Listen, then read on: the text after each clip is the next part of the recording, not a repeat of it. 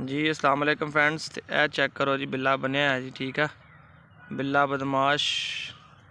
तो यह जी बिल्ला अज मुर्गियां बाहर छड़ियां, चूचे फिर रहे बाहर।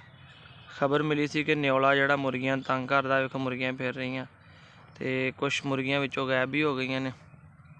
इस करके जी बिल्ले नूं बाहर बन्निया ताकि जिन्नी देर तक दूसरे परिंदे मुर्गियां इत्थे बाहर ने, बिल्ला जरा इत्थे सिक्योरिटी करे।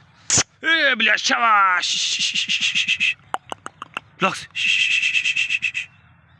बिल्ला चक्कर चक्कर चक्कर चक्कर चक्कर, बिल्ला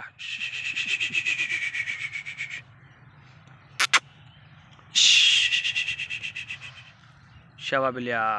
लो जी, तो बिल्ला चेक कर रहा जी, ठीक है। तो तुसीं उन्हें चैनल में सबसक्राइब कर दिओ, तो तुहानूं लागो जाके भी बिल्ला दा शौक कराउने जी।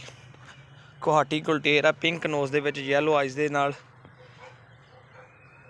वो बिल्ला शाबाश,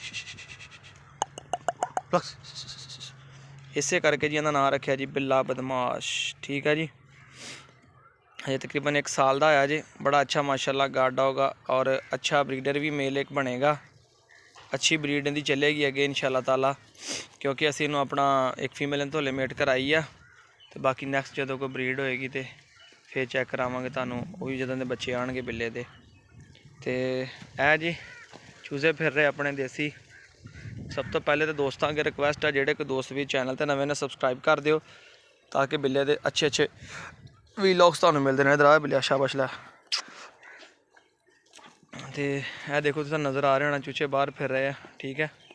तो इन्हां दी सिक्योरिटी वास्ते ही बिल्ले नूं बाहर बन्निया है, बिल्ला गंदा। तो यह ढेर फोड़ रहा है, ढेर दे विचों कीड़े कूड़े खा रहे हैं, सही है। तो ढेर चो कीड़े कूड़े अंदर चुग लैणगे, तो बाद दे विच अल्लाह खैर करे अपना फिर अंदर चल जाएंगे।